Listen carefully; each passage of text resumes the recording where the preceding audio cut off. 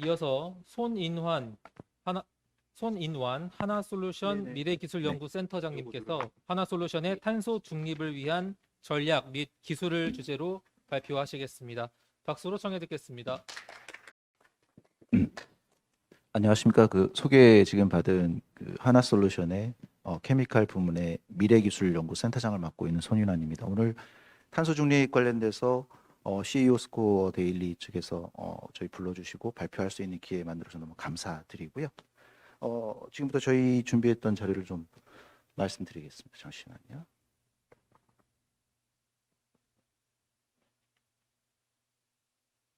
잘 안 넘어가는데요. 저 좀 봐주시겠어요? 네. 앞쪽에서요? 앞쪽으로. 네. 저희 앞쪽에 발표하신 포스코 쪽, 그다음에 SK 이노베이션 말씀들 들어보니까 굉장히 회사에 또는 뭐 국가에 어떤 목숨을 걸고 꼭 달성을 해야 되겠다는 그런 느낌들이 상당히 많이 다가오고요. 근데 저는 이제 연구소에서 일을 하고 있으니까 그런 부분도 있겠지만 저는 이제 좀 더 기술적인 내용들 좀 더 쉽게 어떻게 하면 그런 것들을 달성할 수 있는지에 대한 부분을 조금 말씀 올리겠습니다. 뭐 앞서 얘기를 많이 들으셨겠지만 더 탄소가 지금은 이제 죄악시 되는 어떤 그런 상황이 돼 있지만 실제로 어, 탄소라는 건 굉장히 우리 삶에 중요한 역할들을 좀 하고 있습니다. 예를 들어서 우리 인간의 몸은 대충 한 7에서 8kg 정도가 탄소로 돼 있고요. 그리고 1년에 한 사람이 약 340kg 정도의 이산화탄소를 배출합니다. 어쩔 수 없는 삶을 살아야 하기 때문에 이산화탄소와 같이 우리가 살고 있는데 특히나 이제 20세기에 들어와 가지고는 저희가 석탄이나 석유를 많이 사용하면서 어쩔 수 없이 CO2를 발생시키게 됐는데 이러한 CO2는 결국은 두 가지의 용도로 사용이 됐었습니다. 하나는 에너지로서 많이 사용을 하게 되죠. 자동차라든지 발전소에서 저희가 석탄과 기름을 많이 쓰게 되고 물질로서도 많이 사용하게 됩니다.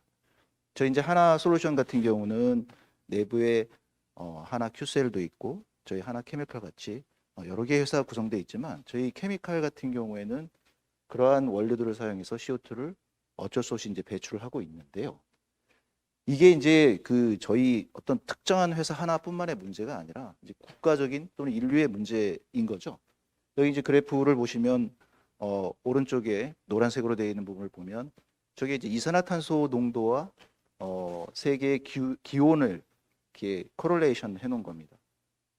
지금 이제 2019년 자료를 보면 맨 위에 뭐 410ppm 정도 대기 중에 CO2가 존재하는데 제가 오기 전에 바로 직전에 보니까 어제 기준으로 저희 보통 CO2 농도는 하와이에서 체크를 하거든요. 깨끗한 곳이기 때문에 어제 기준으로 420ppm이니까 아직도 계속 올라가고 있는 그런 트렌드를 보여주고 있는 것 같습니다. 안 좋은 소식들이 되게 많이 있죠. 그래프의 회색 부분을 보면 미국에서 산불이 나는 걸 보여주는 겁니다. 잘 보시면 횟수는 그렇게 많이 안 늘어나는데 산불의 크기가 굉장히 커지는 그런 트렌드를 보여주는데요. 이것은 지구의 온도하고 상당히 관계가 있습니다. 그러니까 지구의 온도가 올라가니까 땅 속에 있는 수분이 줄어들고 수분이 줄어드니까 한번 불이 나면 꺼지지 않는 거죠. 얼마 전에 우리나라에서도 강원도 지역에서 엄청나게 산불이 났었는데요. 한번 불이 났다 하면 잘 안 꺼지는 거죠. 이런 상황들이 있고 그다음에 또 인구를 한번 봐볼까요? 오른쪽에 밑에 그래프를 보면 2015년 기준으로 74억 명입니다. 근데 오늘 기준으로 보면 79억 6,800만 명. 어마어마한 숫자죠.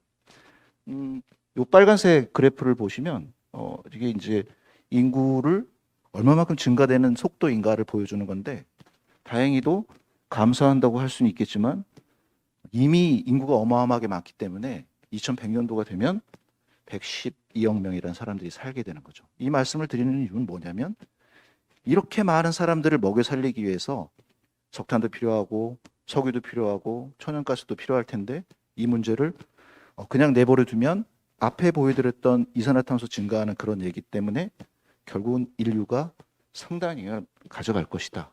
뭐 이런 내용들이죠. 저희 회사는 이제 플라스틱을 만드는 회사이기 때문에 플라스틱 쪽을 잠깐 살펴보면 2015년도 기준으로 연간 플라스틱이 1년에 생산되는 양이 약 거의 4억 톤 정도 수준입니다. 근데 이게 1915년부터 2015년까지 누적된 양으로 따지면 80억 톤 정도가 되고요. 그중에 반 정도가 폐기가 되고 한 8억 톤 정도만 소각이 되고 나머지 부분들이 이제 썩지 않으니까 활용이 되고 있는 겁니다. 근데 이제 문제는 저렇게 폐기된 애들도 시간이 지나면서 땅 속에서 느리긴 하지만 분해되면서 계속 CO2가 발생이 되게 되죠. 그래서 저희 예, 꺼졌는데요. 네. 그래서 저희가 앞으로 그러면 CO2를 줄일 수 있는 방법은 기름이나 석유를 덜 쓰는 대신에 이렇게 폐기되고 소각되는 폐 자원들을 리사이클하거나 아니면 바이오매스를 쓸 수 있는 방법이 있는데 바이오매스가 아주 무한한 것은 아닙니다. 그리고 사용할 때 굉장히 많은 에너지가 들기 때문에 비용이 많이 들어서 비싼 돈을 지불해야 되겠지만 저희가 CO2를 만약에 줄여야 한다면 그런 방법도 한번 생각해 볼 수 있는 거죠.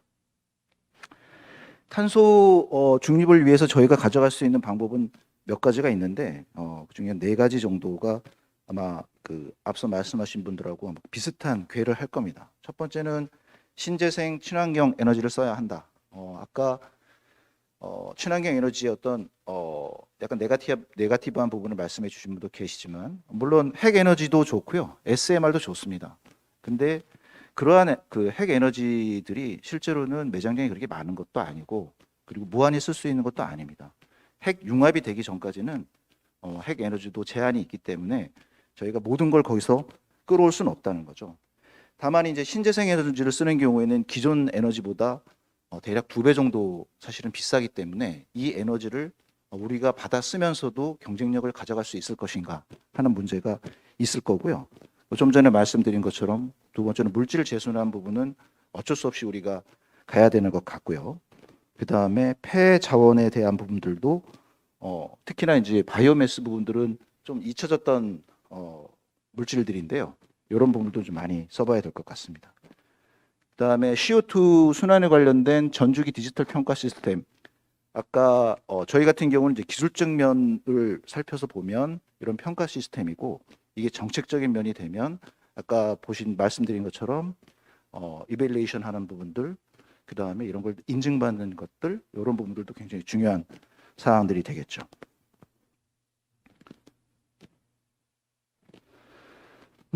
저희가 이제 신재생 에너지 활용과 그 웨이스트 그리고 CO2 리커버리에 관련된 리사이클에 관련된 이런 그림들을 보시면 어떻게 보면 좀 아름다운 모습이고 또 어떻게 보면 아름답기 때문에 도달하기 어려울 거란 생각도 사실은 들기도 합니다. 하지만 인간들이 옛날부터 살아오면서 문제가 생길 때마다 그런 브레이크스루를 만들었듯이 저희들이 선택할 수밖에 선택지가 많지 않기 때문에 이러한 방법들이 활용이 돼야 되는 것이죠. 그림을 보시면 옛날에는 그 바이오매스들을 가지고 그냥 나무를 깎아서 그냥 뭐 예를 들어 책상을 만든다든지 이런 걸로 끝이 났었죠.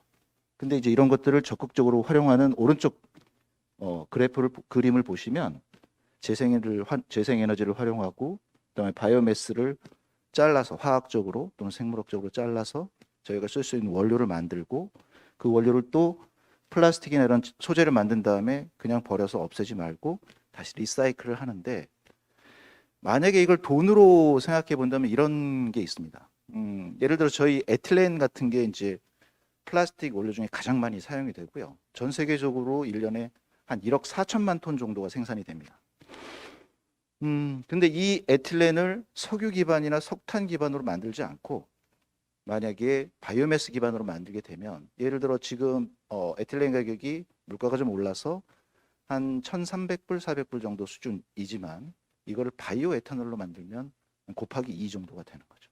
결국은 사람들이 사는 행태를 조금 바꿀 필요도 좀 있습니다. 가격이 올라간 거를 살려면 예를 들어 여러분들이 댁에서 옷장을 이렇게 한번 열어보시면 옷이 굉장히 많아요. 근데 그 옷들이 대부분 다 석유화학 제품이죠.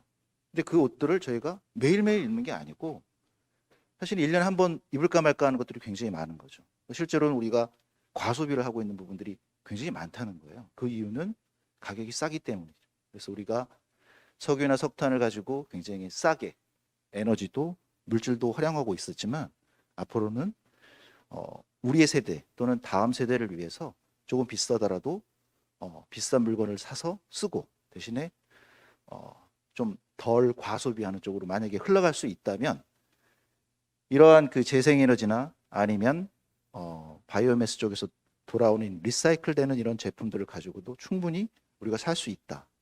그런 생각들을 한번 해봅니다. 다음부터는 이제 기술 부분에 대해서 이제 조금 이제 말씀을 드려보겠습니다. 친환경 에너지는 이제 저희 큐셀이 저희 회사에 있는데요. 저희 큐셀뿐만이 아니라 모든 세계의 태양광 셀을 만드는 회사들은 조금이라도 더 싸게 전기를 만들려고 노력들을 많이 하고 있죠. 그 중에 이제 아까 말씀하셨던 까만색이라고 보여주는 그 일반적인 그 실리콘 기반의 태양광 셀들이 초기에는 개발 초기에는 한 10% 중반대에서 18%뭐 이 정도밖에 효율이 안 나왔었지만 지금 20% 중반대까지 올라와 있고요. 이런 것들을 좀 더 많이 효율을 올리기 위해서 최근에 이제 페롭스카이트라고 해서 그 까만 셀 위에 투명 셀을 하나 더 올려서 더블로 태양광을 흡수해 가지고 사용할 수 있게 되면 30% 중반대까지도 끌어올릴 수 있는 기술들이 이제 개발이 되고 있습니다. 저희가 저희 회사가 뭐 하다 보니까 저희 회사가 계속 얘기가 나오긴 하지만 저희 회사가 이제 개발하는 그 기술 중에 하나가 이제 수전의 기술인데 아까 그 포스코에서 말씀하셨듯이 포스코는 기존의 석탄 베이스를 가지고 철강을 만들었지만 앞으로는 수소 기반으로 해서 또는 이제 전기 에너지를 기반으로 해서 철강을 만들겠다. 그럼 결국은 누군가 수소를 만들어야 하는데 수소를 만들 수 있는 방법이 이렇게 많지 않죠. 결국 수소가 가장 많이 들어있는 곳은 물이고 물을 쪼개가지고 수소를 만드는 방법이 있는데 열을 많이 가해서 하는 방법도 있고 저희처럼 전기를 분해해서 가는 방법이 있습니다. 요즘은 이제 대중분들도 굉장히 많이 그 수소 이런 개념들을 많이 가지고 계셔서 뭐 예를 들어 그린 수소, 뭐 그레이 수소, 블루 수소라는 개념들은 다 이미 갖고 계세요. 짧게 말씀드리면 그레이 수소는 기존의 석유나 석탄이나 메탄가스나 이런 데서 가지고 오는데 그냥 일반적인 기술이라고 생각할 수 있는 거죠. 근데 블루 수소는 주로 이제 메탄을 많이 사용하게 되고요. 이때 발생되는 CO2가 그레이 수소보다는 적기 때문에 블루 수소라고 부르고요. 궁극적으로는 이제 전기 같은 게 들어가는 경우 만약에 전기가 재생에너지에서 온다고 하면 근데 CO2가 전혀 없으니까 그 수소를 이제 블루에서 그린으로 넘어가서 이제 그린 수소다 이렇게 부르는 거죠.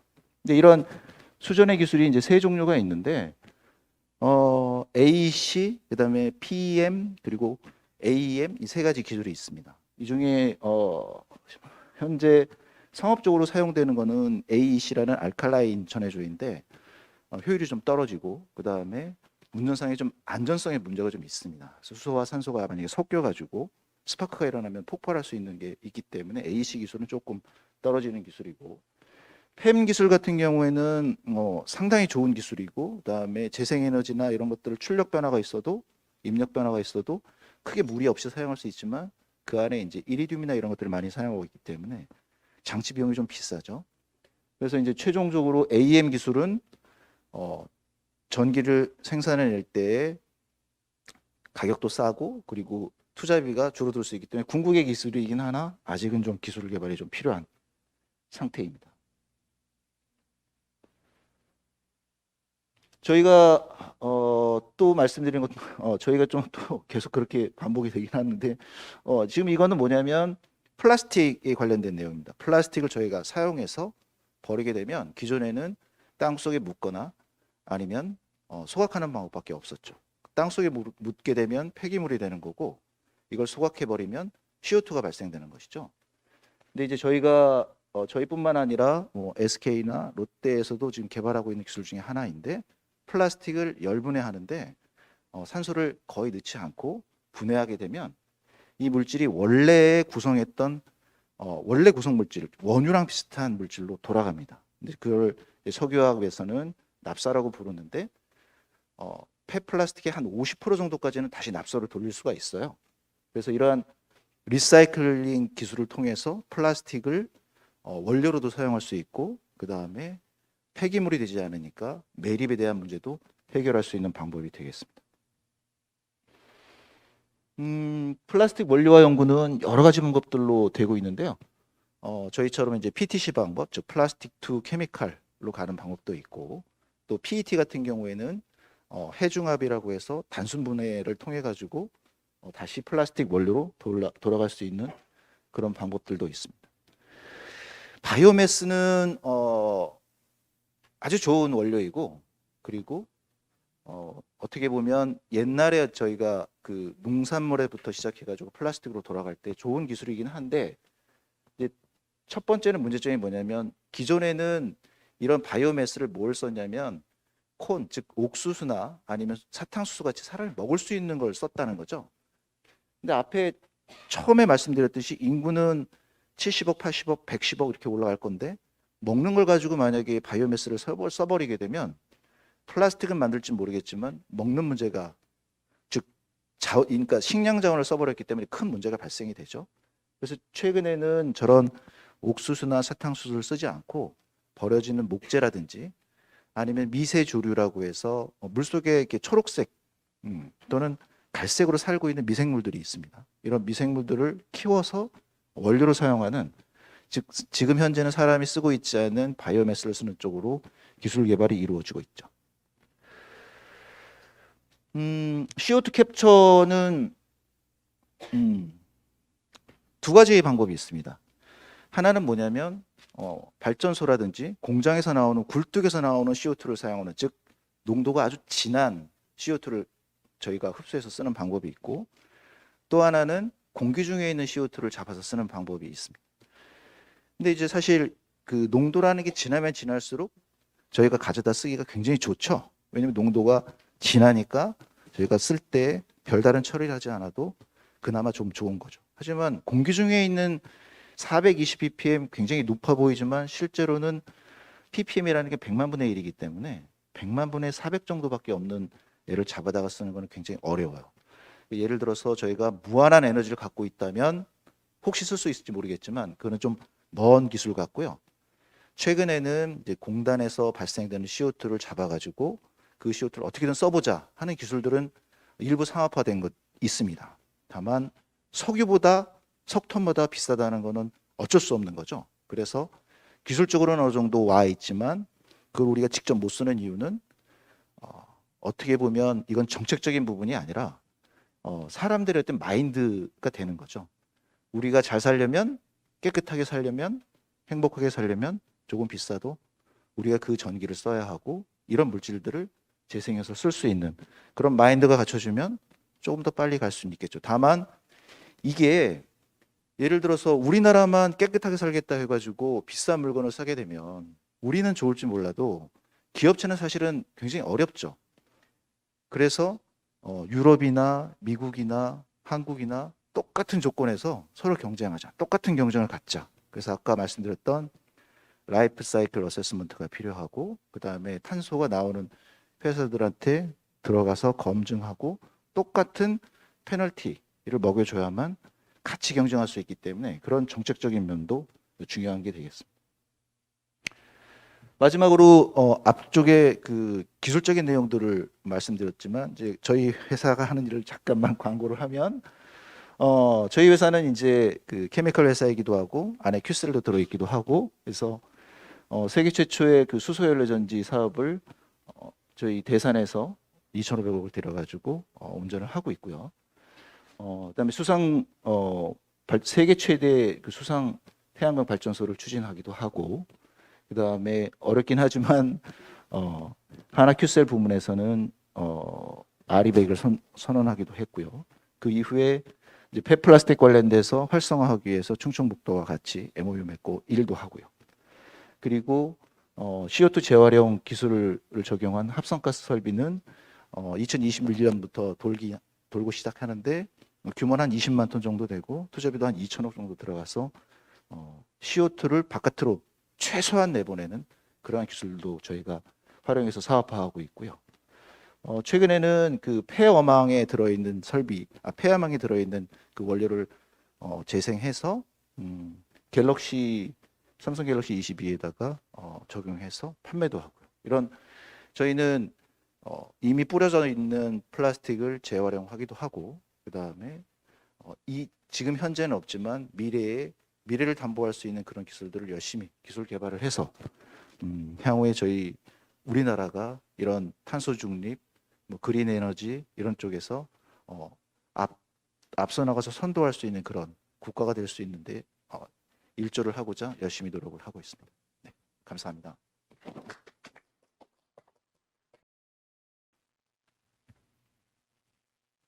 네, 손인환 하나솔루션 센터장님 감사합니다.